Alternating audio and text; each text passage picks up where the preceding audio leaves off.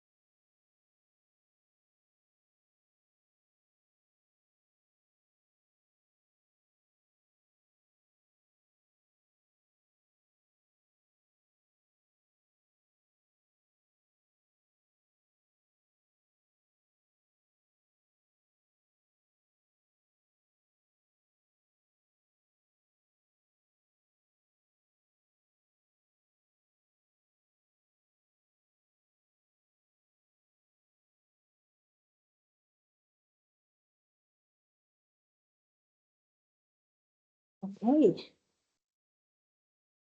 Welcome, everyone, to our State of Innovation in Africa, a South African Perspective webinar.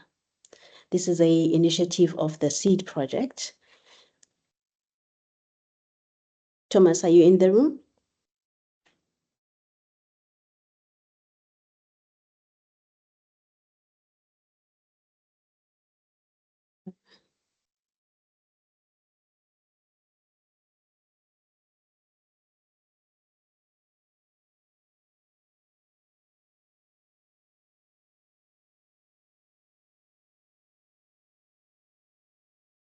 Thomas, if you're speaking, you are not audible.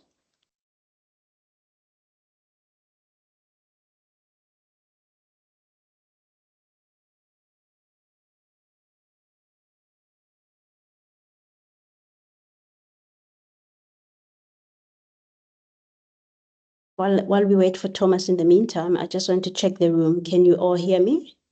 A thumbs up on the reaction side would suffice. All right. Thank you very much.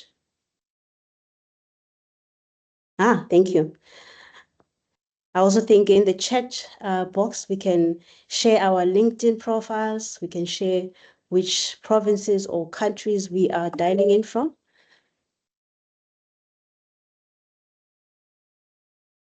so that we get connected.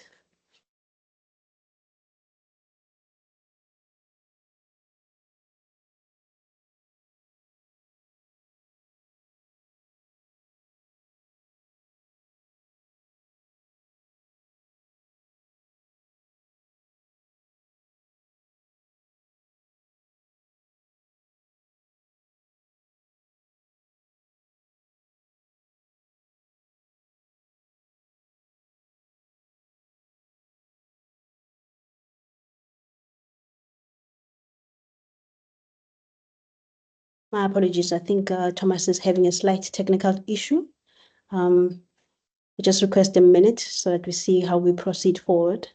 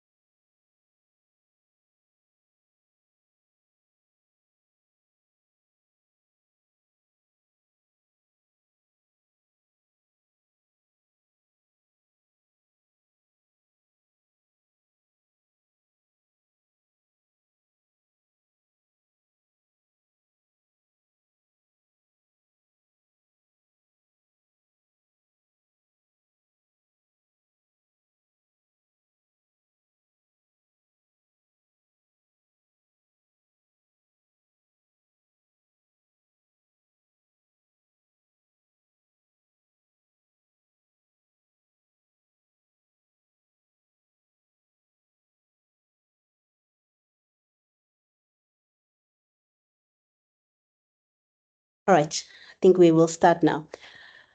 Welcome, everyone. My name is Zandile Nduli. I am currently the Center Manager at Enrich in Africa Center. I welcome you all to our webinar. So this webinar is an initiative of the SEADE project, and the SEADE project is about strengthening the Europe and Africa digital ecosystem through increased research and innovation cooperation. If you can move to the next slide.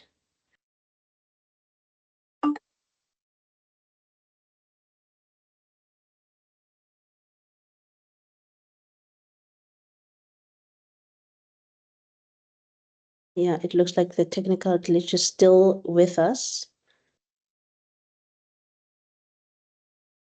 Let me just make a change so that we can carry on with the webinar.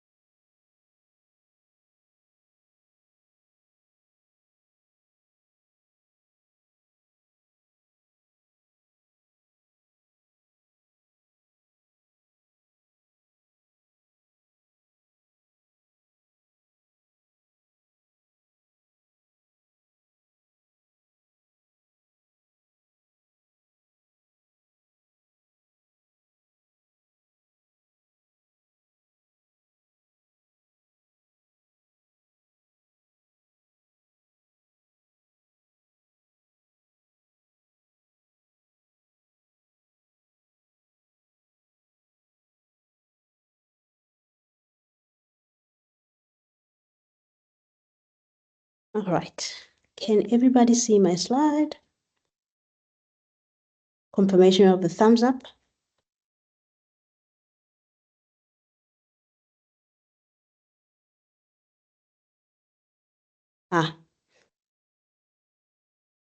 Thank you.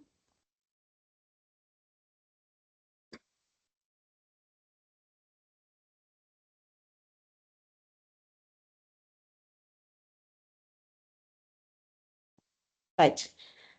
I will be host today. My name is Zandile Nduli, for those who missed the introduction. And my co-host is Thomas. Unfortunately, he's currently experiencing some technical glitches.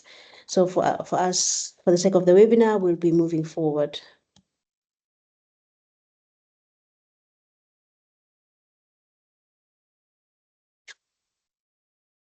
Just to set the scene, the state of innovation in Africa, and with a focus of the South African perspective, we aim to provide insight for digital research and innovation ecosystem players in the Europe and Sub-Saharan Africa on South Africa's digital and tech sectors, and how research and innovation play a role in growing the sector in the country. So I will give a background on the SEADE project, the state of digital innovation in Africa. Then we will deep dive into South Africa, and we will look at current ICT policies and initiatives, the current challenges. Alert from Microsoft Teams, the state of innovation in Africa, a South African perspective. All right, challenges and innovation. Alert from Microsoft Teams, the state of innovation in Africa, a South Africa.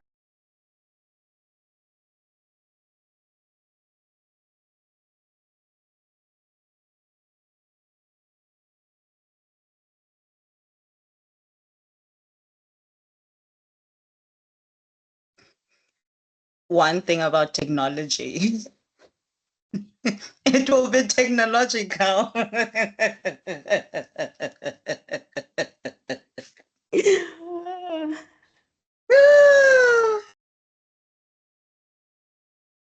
Let's just disable that.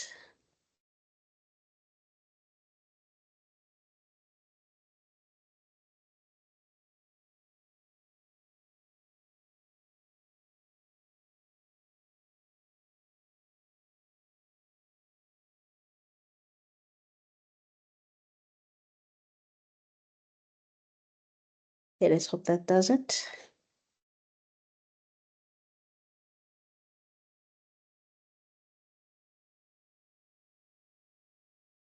Well, that's the state of innovation currently.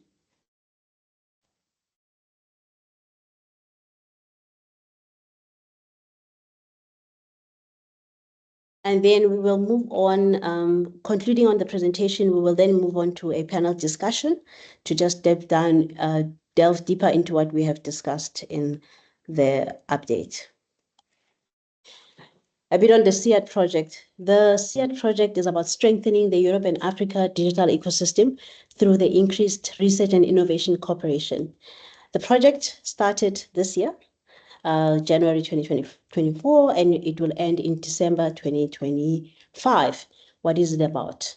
The approach is to take a human-centered approach where we conduct research and a needs assessment of the current landscape of EU and Sub-Saharan Africa.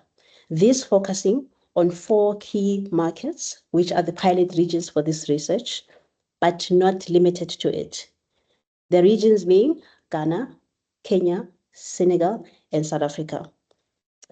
The hope is to develop programs that support the research and innovation ecosystem of these markets, as mentioned, Europe and Sub-Saharan Africa, and then at the end, implement pilot actions across the 4 regions in Africa, and also have a sustainability where services can be carried forward through a digital solution. Alert from Microsoft Teams, the state of innovation in Africa, a South. The project mission focuses on 4 pillars. The first pillar is to, as mentioned, do an ecosystem mapping of the South African and Sub-Saharan Africa and EU landscape. The second pillar is to offer a centralized solution, a digital solution for research and innovation actors in digitization. The third pillar is to map out the route to market for research innovation so that we reduce the barriers of these innovations getting to market. And then lastly, to have a lasting legacy, a lasting sustainable solution for these services to be carried forward, to be offered to actors that are otherwise not aware of them in the currently, and also to have new services that have come out of the gap analysis. Just to do a sense check, can you still hear me? Thumbs up will do.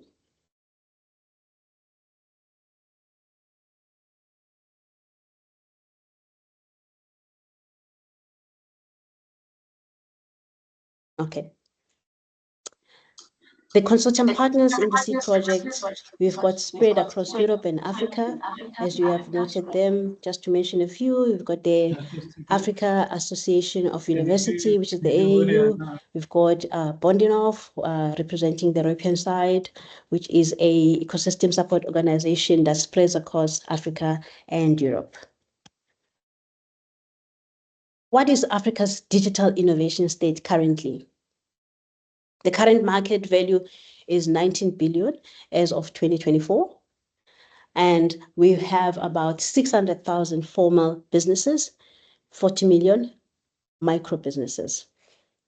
The startup landscape is estimated to be 7,000 active startups. And we've got the leading hubs being Nigeria, Kenya, Egypt, and South Africa. We've got a number of legislations that support this digital ecosystem. To name a few, the Continental Artificial Intelligence Strategy, which is KAIS in short. The internet access in Africa is rated to be at 22% of the population, and the digital divide is calculated to be to having a shortage of about 6 billion that is needed annually to close the divide of in Africa. The estimation of Innovation Hub with our latest data is about 618 innovation hubs with African incubation accelerator programs. And in research and innovation, we've got about 1,200 recognized universities, of which 383 have dedicated research and innovation departments. With that, the Startup X have been coming up, starting with Tunisia around 2018, and leading the way there. We've got about 5 countries now that have Startup X, and about 7 that are currently drafting their Startup X. And finally, the growth of the market is estimated to be 180 billion by 2030. How does that information translate to where we are with our 7,000 startups? If you look at the spread of research, in this case, universities and think tanks that are currently in Africa, and if you look at where innovation is, you can see a direct correlation. We've got our top countries like your South Africas, your Nigerias, you've got your Egypts there, and featuring a bit of your Moroccans, a bit of your Tunisians and Kenya. And if you map that across where innovation and incubation hubs exist, you can see that there is a direct correlation with where research is happening and the growth of each innovation in digital in Africa. And that has led to the 7,000 startups that we currently estimate for the continent.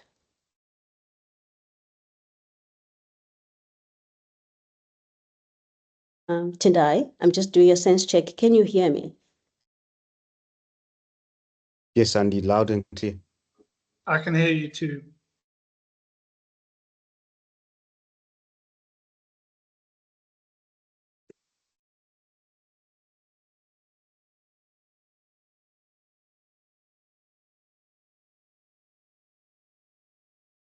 Can you hear me, Tendai?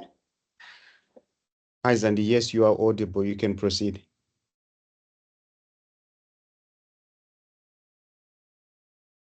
Hi, Zandile. You are audible.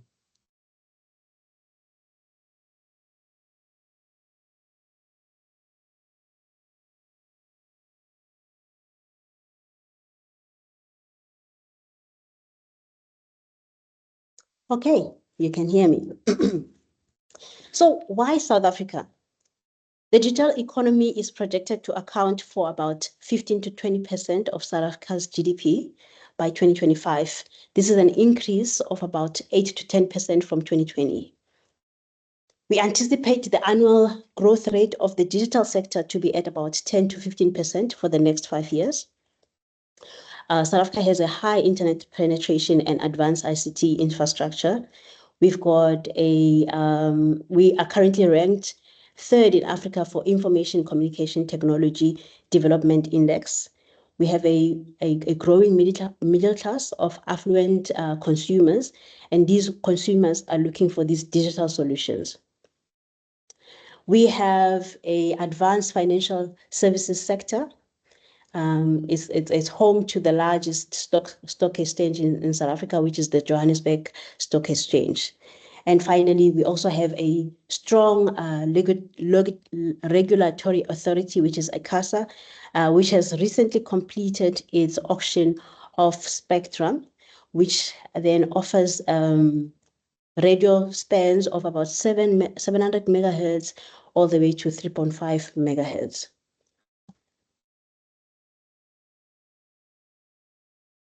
Additional to this, South Africa has a GDP of 4.87 trillion, which is then second to another big economy, which is Nigeria. We contribute about 16% of Africa's GDP per year. The economy is highly diverse with strong sectors in finance. We've got technologically advanced economy in the African continent. If you look at our population, we've got a population of 60.6 million people and growing. And of that, 62% are under the age of 35. And of that, 67% are in urban areas. So we have a very high urbanization rate. Currently, the country is ranked amongst the top 40 markets of the world for attractiveness on renewable energy investment and deployment opportunities. So if you look at the current graphic, you will notice that we've got 9 provinces, and in the 9 provinces, we also have 9 economic zones. These industrial development economic zones are a government initiative to develop digitization, to develop sustainable technologies for South Africa's future. And within the economic zones, there is incentives that the government gives for that, so that to encourage growth in these sectors. So currently, South Africa is a leader in digital innovation. We have a high penetration of internet access. We have about 45 active internet users in a country of 60.6 million people, which is about 72% of the population. Investment into digital economy is very high. We have about 8 billion in technology infrastructure that has been invested for regional leader in digital innovation. For us to be a regional leader in digital innovation, South Africa has achieved a broadband coverage rate of 99%. Our e-commerce, our fintech and digital payments, our cloud computing and IoT data centers have seen an increase in South Africa. E-commerce is expected to grow at around 12% by 2025. Equally so, fintech is still growing, has been growing, still growing at the rate of 12.88%. This is as from 2023 to 2027, which has a potential to reach about a sector of 27.9 billion. Cloud computing is another one that's growing, and this is expected because of the AI technology sector that is currently growing in South Africa. Cloud services market is currently growing at 25%, which is double the e-commerce and fintech as up to 2025. And also AWS computing has its African headquarters in South Africa. We've got IoT connections that is anticipated to increase from 43 million by 2025 to 17 million, as from 17 million in 2020. So it's more than doubled in 4 years. AWS Web Services, Microsoft Terraco, and Dimensions Data has pledged 1.2 billion over the next 5 years into new data centers investments in Equinix Incorporated. Another sector where we are a strong digital leader is the research sector. South Africa has a mature research ecosystem due to long existing higher education institutions that are dedicated and dedicated government funding agencies focused on AI and emerging digital economies. We've got a strong research and innovation sector in our universities. We've got 26 universities that house about 70 research and innovation departments. Of that, 10 of the 26 universities have 10 entrepreneurship incubator centers within the campus that assist in building viable South African digital tech startups. So you've got your whole package of innovation, technology transfer offices, incubators, and accelerators that are within some of the universities. And then finally, South Africa leads Africa in patents and Africa academic publications related to digital technologies. Just to show, we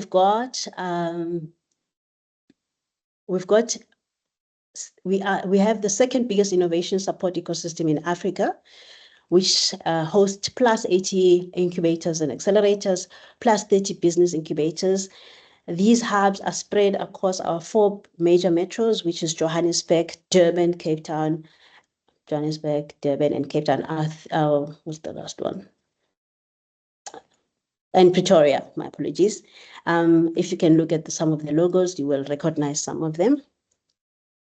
Cape Town is leading in this sector, and there is also even a dub name of Silicon Cape, which is often used to show the growing digital sector in Cape Town. So with all of that, South Africa ranks 60th out of 141 countries in the World Economic Forum's Global Competitiveness Index of 2019 around institutions, infrastructure, ICT adoption, macroeconomic stability, and so forth. Current digital innovations to take note of. In the artificial intelligence space, we've got companies such as Aerobotics, we've got Data Profit, we've got the Center of Artificial Intelligence Research, which is actually one of the new centers that have come on board with the growth in AI. We've got very strong cloud computing companies and initiatives that are happening in South Africa. We've got the large investment into data centers by AWS, by Microsoft, by Google Cloud. We also have a growing sector of smart cities. You've got companies such as Green Riders, which are sustainable innovation for last mile deliveries. We've got public sector coming on board.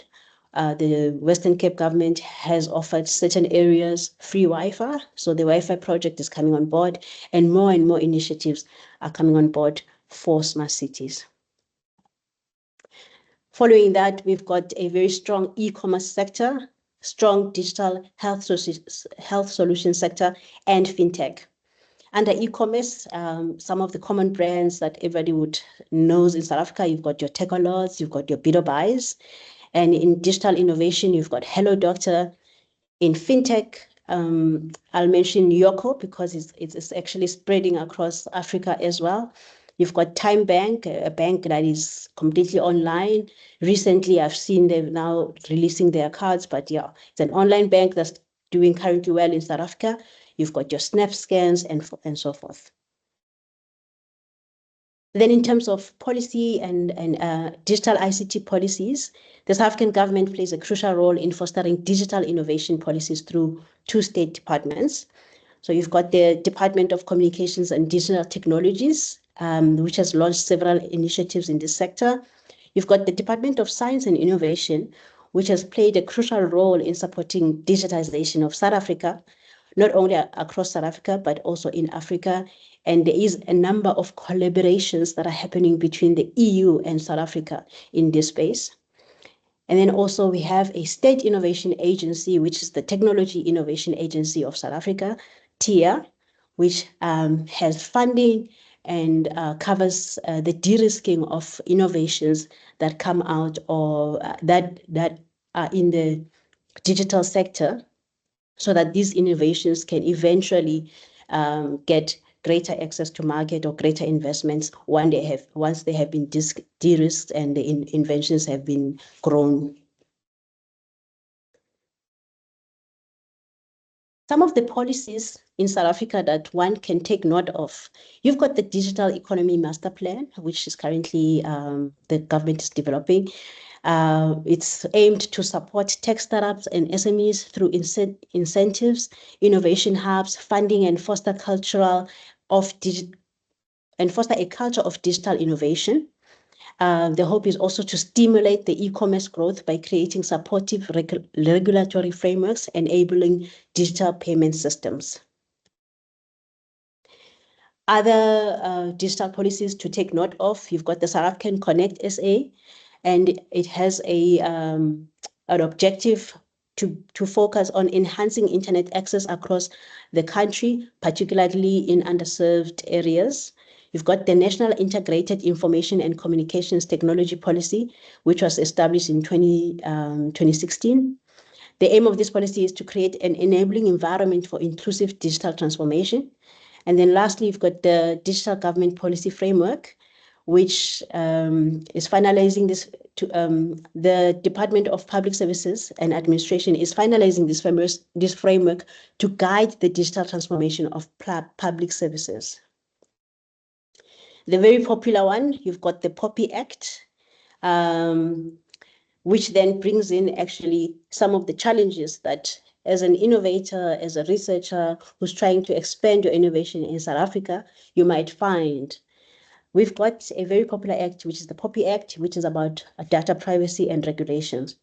Part of the act is to restrict cross-border data transfer unless a specific condition is met.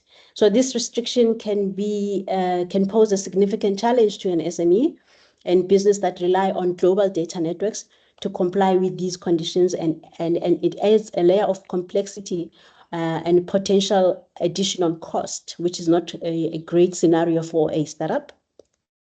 You also have AI regulations that the South African Artificial Intelligence Association, which is also pushing on stronger AI regulations. But what that means is that there's still a lack of specific AI regulations in South Africa, and the government is still working on that and drafting the National AI Draft Strategy that launched the South African AI Association and AI Institution in South Africa.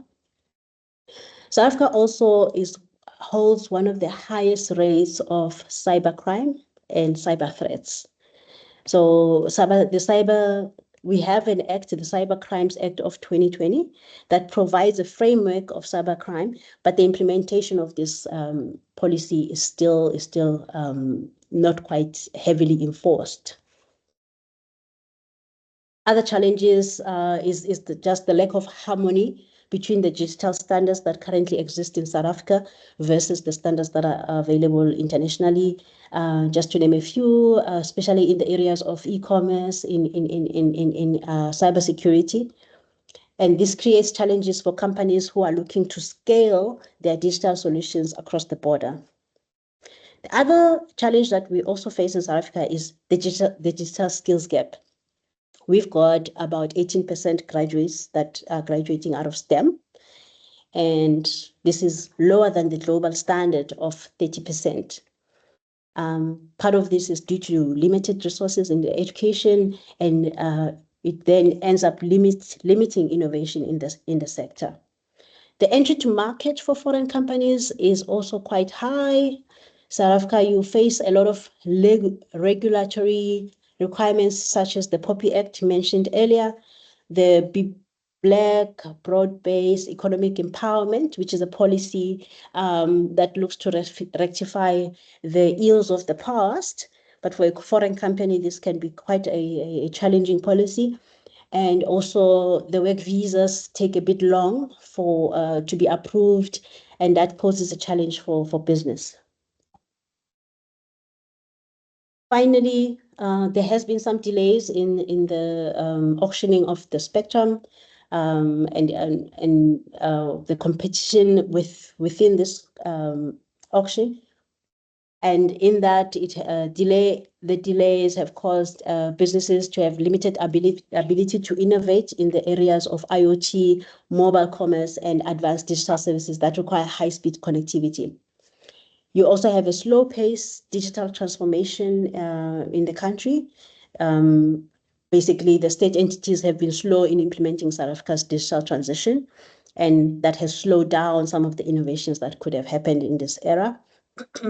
Then finally, in South Africa, you have a high cost of data. This creates barriers for businesses, it creates barriers for the customers that you're targeting, and therefore it slows down the innovation in digitization. Now, some of the opportunities within this space, we still have opportunities. So artificial intelligence has seen high growth rates, not only in South Africa, but this is across the whole of Africa.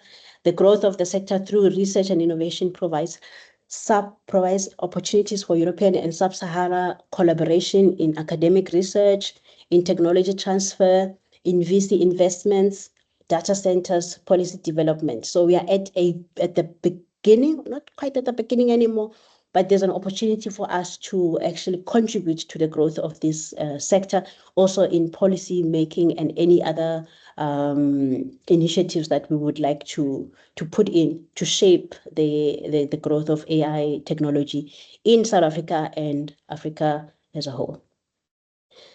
We also have a very strong ICT infrastructure. One can find opportunities of collaboration and partnerships in the following. You can find opportunities in the private-public partnerships, smart city development, and so forth. Smart cities are also seeing a very green light. South Africa is pushing for smart city development in major cities in Cape Town and Johannesburg. You've got the Lanseria Smart City project. You've got Nkosi City. You've got African Coastal Smart City that's also being implemented. So opportunities for Europe and Sub-Sahara collaborations in the research, development, and investment of green digital innovations around waste systems. The name escapes me, public Wi-Fi. There's a lot of opportunity for any innovators or researchers looking to grow in this space. IoT, South Africa has a growing IoT sector. There are opportunities of expansion within the following industries, mining, e-mobility, to name a few. There's also, as mentioned earlier, a very strong fintech market. So there's lots of opportunities in VC investments. The sector has been de-risked over the years. So a lot of data to refer to. Blockchain research and development also growing in South Africa. Cybersecurity development also growing due to the high rates of incidences of cybersecurity. Expansion of digital insurance solutions are also growing. And finally, in general, we've got a thriving startup ecosystem. We've got South Africa has the 4th largest tech startup ecosystem in Africa with 80 tech innovation hubs, about 1,800 tech startups in the country. This thriving ecosystem provides opportunities in VC, venture capital funding, in development and expansion of new innovation hubs, and development and expansion of innovation summits. In conclusion, South Africa leads the African continent in digital research and innovation with a thriving digital economy that boasts the 2nd highest amount of innovation hubs, startups in Africa, with the most mature ICT infrastructure.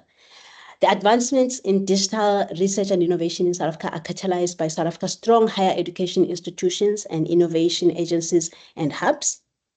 South African higher education institution, research agencies, and innovation hubs are at the forefront of building local and international research and innovation collaboration partnerships with the support of the South African government as both an investor, policymaker, and instigator. South Africa faces challenges in policy standards and implementation, high cost in data, cybersecurity, skills shortage, slow digitalization adoption by governments, spectrum allocation, and restrictive market entry policies that stifle further innovation in the sector. However, projects such as the SEADE project rise to the occasion to overcome challenges such as these. So in conclusion, our call to action, the SEADE project will be running for the next a little over 18 months. And with that, we would like you to join our community.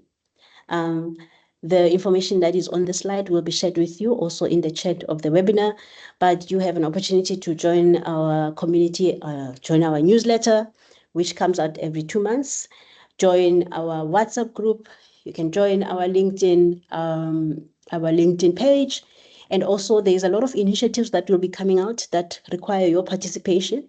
Currently open, we've got the tuning program, which is about matching two institutions that can work on a scope together and even have an opportunity to visit one another. So please join us. Thank you for attending the webinar, but this is not the end of it. Now for the more exciting part of the webinar. We've got Tendai Pasmabire, who will be moderating our esteemed panelists. We've got Tuli Montana, Ms. Mampei Chaga, and Ms. Linda Laurie, which is coming up next. Tendai, I will stop sharing my at this point, and then you can come on. Thank you very much.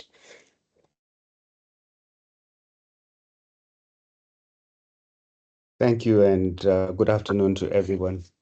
Much appreciated, Zandile, for that very detailed analysis of the innovation mapping ecosystem of South Africa, and just seeing where the opportunities lie and what can be taken to action in terms of exploring those opportunities. I am pleased to introduce a well-balanced panel, which includes public sector officials, incubator specialists, and renowned researchers in the innovation space. And I'm just going to introduce them as they come through to the podium, and then we sort of just dissect what you presented. So first, I would like to just introduce Ms. Tuli Montana. So Tuli is a sustainability and international development researcher and the research lead for the Brighter Bridges. Tuli Montana is a PhD candidate in the School of Government and International Affairs at Durham University. A PhD is centered on the politics and ethics of water security in South Africa. Pleased to join you, Tuli. And then also joining the panel from the Department of Science and Innovations, it's Ms. Mampei Chaba. She's the Chief Director responsible for multilateral and African engagements within the Department of Science and Innovation. And her responsibilities include managing South Africa's global and African multilateral and science technology innovation, relations within organizations such as the African Union, SADC, and with global entities. Welcome onto the panel, Ms. Mampei. And lastly, from Propeller Business Incubator, I am joined by Ms. Linda Laurie, who holds a BCom in Strategic Management and is Incubator Management Certified and International Coaching Federation Certified. Linda has 10 years of owning and running businesses and employed over around 60 people. She's currently a facilitating and business development lead at Propeller, which is an incubator at Nelson Mandela Bay. Thank you so much. Maybe I will just allow you to open up your mics and just give one word of introduction and greeting to the audience as we get into the conversation. I see Tuli. Yeah, sure. Go ahead, Tuli. Mampei Can you and see Linda, me? please. I seem to have an issue with my camera. Are you able to see me? We can see you clearly. Oh, okay, great. I can't see myself, so hopefully I don't make any funny faces that I can't recognize. But yeah, thank you so much for the introduction, and thank you to Zandile for sharing those insights on the South African landscape. Really looking forward to engaging in this conversation with everyone. Thank you so much. Right. Mampe, please do greet the audience. Good afternoon, everyone. As introduced, I am from the Department of Science, Technology and Innovation, responsible for our multilateral and bilateral partnerships. And I am very pleased to join you here today. Thank you. Hello and Linda. welcome to everybody. Thanks, Tendai. Sorry, I jumped in a bit quickly. Very pleased to be part of this panel today. And yeah, I'm here on behalf of the incubatees and incubators and the hubs in Southern Africa. So thank you. Awesome. Just to kick off the conversation, Tuli, I'll start with you. And I mean, from a researcher perspective, you have analyzed different ecosystems and different in Africa, in sub-Saharan Africa and in Europe. If you could just maybe expound on how does South Africa's research ecosystem compare to other African nations in terms of digital innovation output and impact? Sure. Thank you so much for that question, Tendai. And yeah, I'm definitely coming in from the research perspective. And I think Zandile gave a really good overview of where South Africa stands in terms of how we're progressing. So maybe just to latch on some of the things she mentioned. So we do have a strong presence of universities and institutions that are focused on innovation and digitization. And I think something that's becoming quite interesting within the universities is the establishment of innovation hubs and centers, which are thinking about the commercialization of research and research ideas. And I think that's also encouraging students to leverage the resources that institutions are providing to then innovate and expand on research ideas. So I think the commercialization of research within universities themselves is becoming a very interesting emerging thing that's happening within South Africa. Then I think closely aligned to that is obviously a robust policy environment and then sector-specific roadmaps. So we have one for water, for example. But I think in South Africa, as we all know, one of the key challenges is that we do have a strong policy environment, but then we lack often when it comes to the implementation of these roadmaps or policies. But South Africa is, I think, amongst the top in terms of innovation policy, and I'm sure Mampe can also add on to this. Then I think what's also become interesting and that we're seeing within South Africa is that there is an increasing spend from government and government willingness to support research and development and innovation as well. There was a study that came out from the Human Sciences Research Council that shows that South Africa has spent about 27 billion in R&D from 2021 to 2022, which is an increase from the previous years where we're about 20 to 25 billion. So we are seeing that government is increasingly becoming more interested in funding innovation. And I think that's also very closely aligned to job creation. And I think lastly, then, just to compare to other markets, so we are doing well, but there are other countries on the continent that are doing better. If we look at metrics like the Global Innovation Index, Mauritius actually ranks higher in terms of their investment into innovation. And then following closely is then Kenya, Ghana, and Rwanda. And I think this also ties in with how we're seeing investment going into specific ecosystems. So while South Africa is also classified as the Big Four, we are seeing that, in terms of our inclusivity gaps, we're lagging behind. In terms of our policy implementation, we're still sort of developing our Startup Act as well.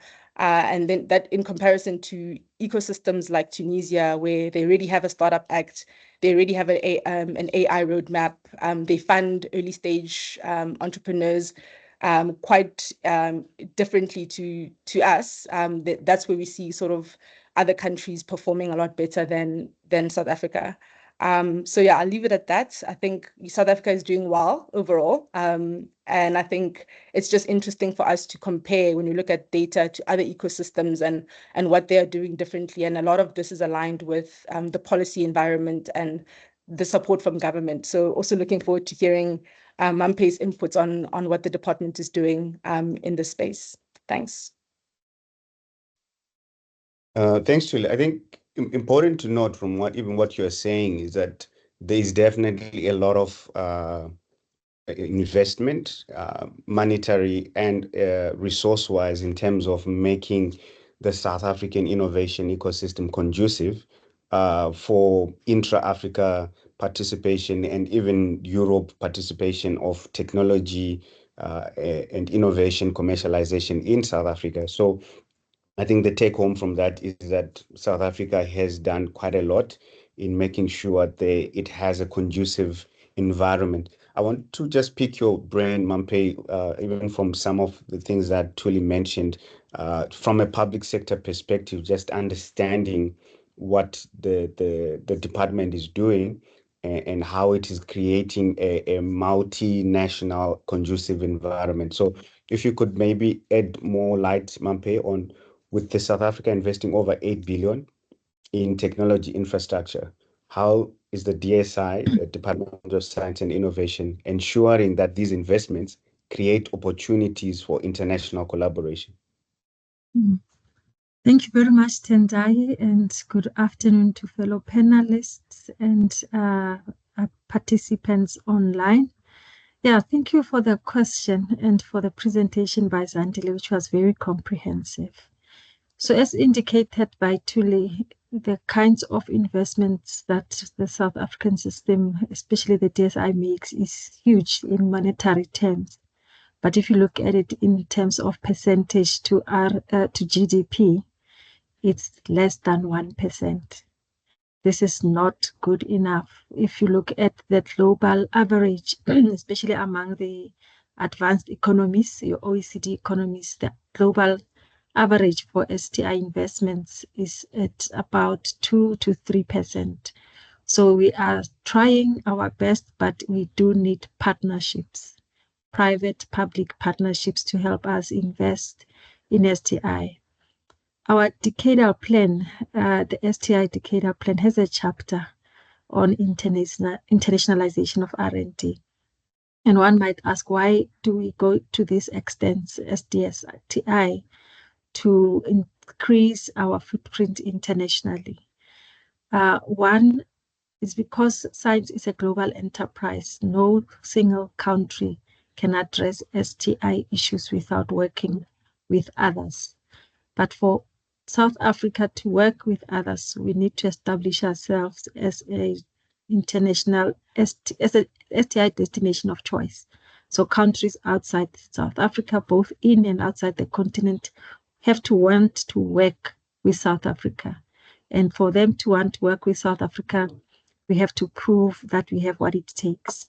Yes, we invest in research infrastructure, but that we also have our own research labs and universities, which Zandile referred to in her presentation, that are punching above their weight. They have to produce world power research articles. We also have to ensure that we have a strong research base. So our researchers, our scientists have to be able to be ranked among the top in the world. We do this, we try to support research infrastructure and capacity by working with countries both in and outside the continent. We currently have over 50 international bilateral partnerships. About 26 of those are in the continent. So signed STI agreements both in and outside the continent so that we can facilitate building of research infrastructure, capacity building, and also support policy development. We fortunately have very good STI policies, also as indicated from the presentation by Zandi. But for us to implement those, a challenge for not just South Africa, but the continent, we need good agencies, good institutions that can support implementation of these policies. So entities such as the CSIR, the Council for Scientific and Industrial Research, the Technology Innovation Agencies, our National Research Foundation, and many others make up this group of agencies that support implementation of our policies. So if we are seen by the international community to have good policies, to invest in RDI infrastructure, to have a good base of research and students, then we are seen as an international partner of choice.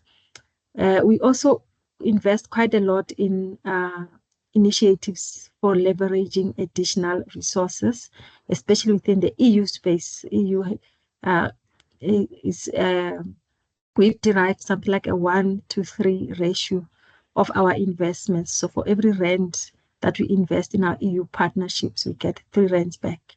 That goes back into the system to support the developments in STI. We also manage a number of programs and initiatives that allow scientists and researchers, innovators, techpreneurs to co-create innovations with partners across the continent, to also ensure that they have access to markets. Once they have these innovations, they have to sell them somewhere, whether it's in South Africa or the continent or outside the continent. We enable access to markets. But it's important also that we allow mobility of researchers. So a lot of our programs are also meant at increasing exposure of both our researchers, students, and entrepreneurs to know what's happening outside South Africa, so that as they develop technologies and innovations is within context. I'll stop here for now, Tendai, and respond to other further questions that might come through. Thanks. Thanks so much. Actually, whilst you're still there, Mampe, just a follow-on question for me. If you can maybe indicate some 2 things. One, some key success stories of the multinational collaboration in the research and innovation landscape. And then number 2, if you can just identify some quick plug and play opportunities for some possibly international research and innovation actors on the call, that they know that this is what is available in South Africa. Yeah, all right. The first one related to multinational example success stories. You'd remember during COVID that people were dying everywhere. There was no clear policy directive. There were no vaccines. But South Africa really shone through in that period. One, we're able to be one of the leading countries in isolating one of the COVID viruses. Because of the research infrastructure, because of the research capacity that the DSI has invested in for years before. So we have partnered with other multinational companies to start producing vaccines, not just COVID-related vaccines, but vaccines that can address pandemics in the continent. So BioVac has been one of those private companies that DSI has invested in. So we have equity as the department in BioVac to produce vaccines for the continent and beyond.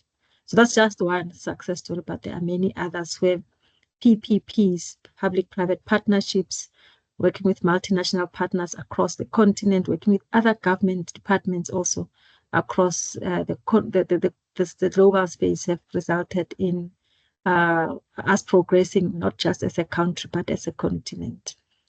And with regards to your second question, plug and play opportunities, there are many. So remember, we support the entire research landscape, all the way from basic research to applied research, to the point where we also have commercial products, services, and processes that have been patented and are ready to be used anywhere in the world. So through our Technology Innovation Agency, through our CSIR, we have technologies and innovations that can address any SDG anywhere in the world. And if partners are out there willing to work with South Africa to deploy those technologies, the DSI and its entities are available to partner. I can give some examples, but entities such as the CSIR Innovation Bridge Portal anyone who'd like to Google that can check that out. It lists some of the innovations that support a number of SDGs. TIA also has a portal that allows all the innovations that we've supported through public funding to be accessed and deployed in rural provinces, both in and outside South Africa and anywhere in the world. Thanks, Tendai. Thanks so much, Mampe. Do forgive me for putting you on the spotlight, but I No really worries. wanted to make sure I extract all the nuggets from whilst I still had you on the mic.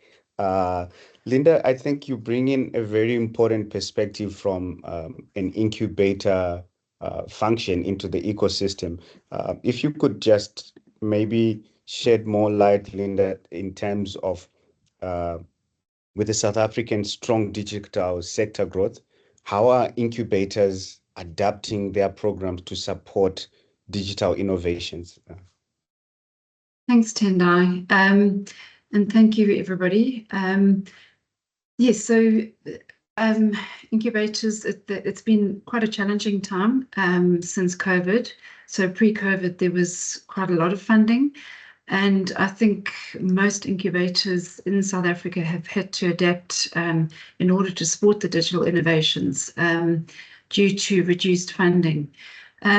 So as an incubator, you have to constantly evolve, and some of the following ways are ways which we have evolved our offering. So by tailoring our support, we create bespoke programs for digital startups, offering mentorship from tech industry experts who understand the digital landscape. And likewise, we provide data to those ventures that attend our programs, and especially to those from the rural areas. So the programs that used to be local pre-COVID and in the room, and then COVID hit. And as an incubator, we had to pivot to online and national, which then obviously we had to change our offering and include the data for those incubatees as well. Another thing that we've had to do is improve access to resources through easier access to funding. So we've spent a lot of our time looking at funding options, not only for the incubator, but also for the incubatees, and sharing those funding opportunities with them. Using technology like AR solutions or low or no code options. So we've evolved from actually physically creating the tech apps and websites and platforms with our own in-house development team to now tech is actually now evolving where people with very little development skills can actually develop their own website and app. Likewise, also through improving access to resources, networking opportunities, and then also putting the incubatees in front of DFIs, and thus helping the startups to scale their digital solutions. Also incorporating business modules into the programs, as a large number of the projects may have been developed with IP or intellectual property, but they're not ever commercialized. So that's something in the pipeline that we see that quite a lot of, especially with the universities, where they've got to do something for their master's project, and then they never ever reach commercialization. And that's actually why Propeller was set up with NMU, Nelson Mandela University, is actually a 49% shareholder of Propeller. So we're university owned, and we provide incubation support for these students and the commercialization of their master's projects. So we have quite a number of the university students coming through Propeller. So another way is by focusing on emerging technologies, and this is by including training on AI and fintech. Blockchain is also another one, and ensuring that startups are well equipped for the digital economy. So here at Propeller, we've partnered with one of our alumni who are an AWS Silver Partner, and we provide a tech series for entrepreneurs focusing on these very topics. So AI, this year we've done AI, cloud computing, and Internet of Things. And next year we're looking at blockchain and I'm trying to think what the other one was. There was, I'll tell you, cybersecurity. Then also incubators can support the digital innovators through collaboration with tech giants or with governments, so the public-private partnership. So for example, we partnered with Amazon Web Services to provide support to our tech incubatees with an AWS voucher, which was valid for 2 years. And it just helped them to get that runway and that support from a nice big company that could help to support them to get going. Other incubators may partner with established tech companies as part of their programs to offer startups real-world insights and connections to help them grow.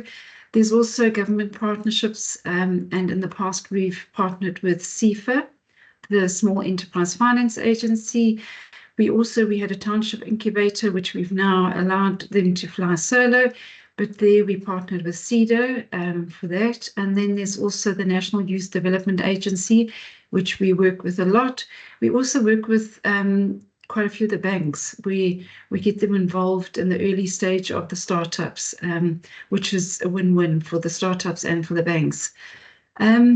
We've worked with industrial economic zones as well, and I know that that was mentioned as part of Zandile's research that she was presenting. So there are opportunities there. Another way is also creating agile programs. So as an incubator, we've seen the limited funding available in South Africa since COVID appeared, but we're constantly adapting our programs to be more agile to meet the funders' requirements.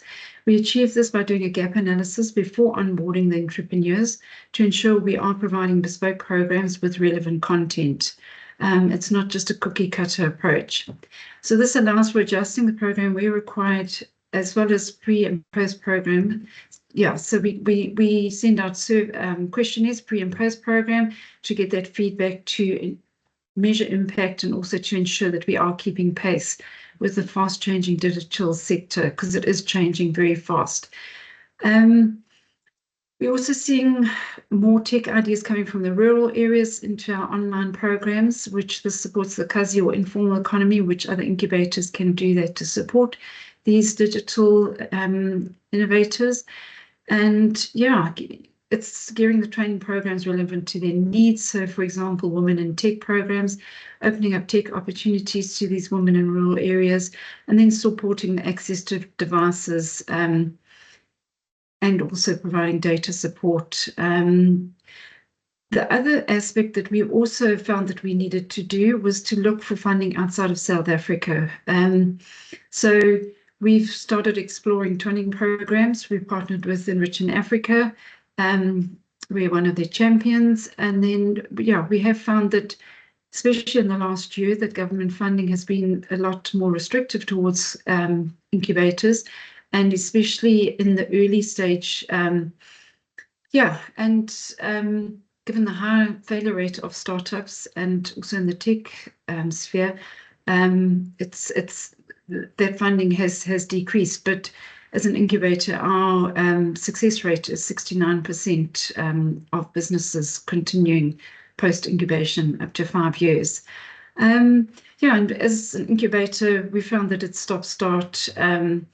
That the funding, we get funding, then you don't. You spend a lot of time looking for funding, as I say, both for the incubator and for the incubatees. And you need to do a lot of research online to find other opportunities. Thanks, Tendai. I hope I've answered your question. You definitely have, in very articulated detail, Linda. Thank you very much. I think just to summarize the nuggets that my panelist has shared, together with what the presentation from Zandile, the data in there, is that South Africa presents a well-rounded ecosystem with multi-functioning actors, from incubators that also do take on the function of technology transfer agencies, which is well coordinated with public sector, the research ecosystem, and even private sector, presenting quite a lot of opportunities in different verticals of innovation that can be taken advantage of by either intra-Africa partners who would want to pursue their technology commercialization in South Africa, or even international partners that are looking at that cross-border linkage of technologies. I would like to pause here with my panel and greatly appreciate the host and chair, Zandile, for the opportunity. Maybe before I hand over back to you is just to check from the audience if there are any questions for my panelists before I hand over to the chair.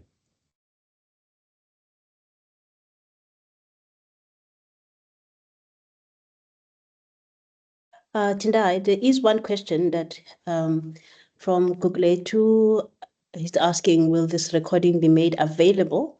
I believe all the SEADE webinar recordings are made available on our YouTube channel. So please follow our channel. Then yeah, you should be able to get some information on the webinar and also on the on this one. Yeah, I think that's it. Sure. Thank you very much, and thank you to the audience for listening in and the panelists. Thank you very much. I would really appreciate if the panelists could share their LinkedIn profiles in the chat box if you would like to engage with them further on a specific topic that they mentioned or a potential collaboration that's a plug and play opportunity. Do feel free to do so and link up with them on their LinkedIn profile. Back to you, Zandile. Thank you very much. Thank you very much to our panelists and Tendai for this session. Last call of any questions from the audience? Going. Thank you so much for being engaged. Thank you, our esteemed audience. Look out for everything that is happening on the SEADE project. I've added a couple of links that you can follow. Amazingly enough, there's a question from the moderator. Yes, Tendai. It is actually a kind request. Before everybody drops off, we would love to document this session and webinar. If you could kindly open your camera, that we could just take a screenshot for the SEADE platform. That is my kind request. So yeah, if we could open camera for just 3 seconds and we take a group photo with everybody. Okay, I see the cameras coming up. Thank you, Amanda. Thank you, Tuli.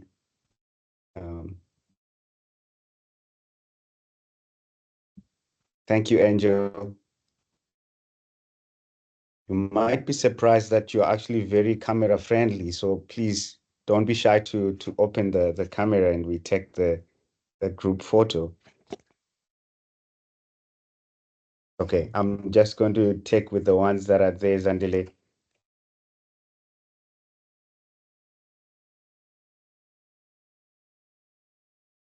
Okay, awesome. Thank you very much.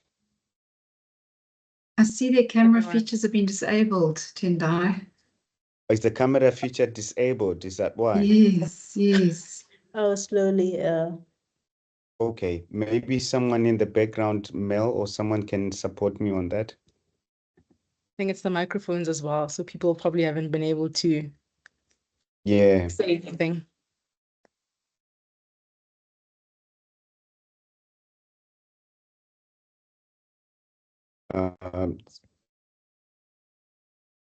Angel, how did you get it right?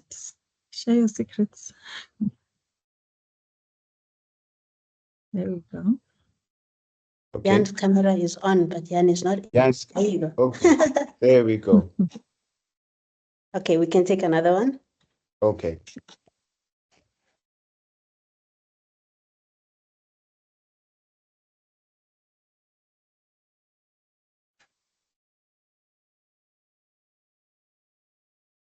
Yep, got it.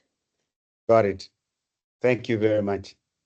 Thank you, everyone. Thank Have you. a wonderful afternoon. Bye. You too. Thanks, everyone. Bye.